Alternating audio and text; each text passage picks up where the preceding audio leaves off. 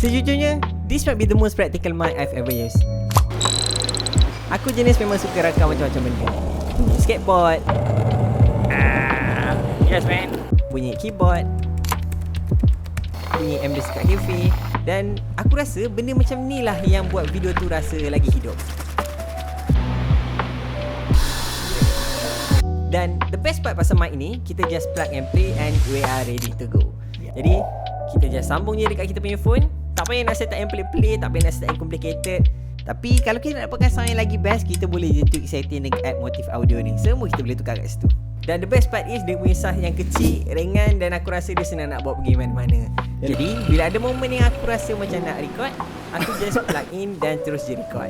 Dan at the end of the day, cerita yang best bukannya pasal game mahal, tapi pasal momen yang kita pilih untuk rakam.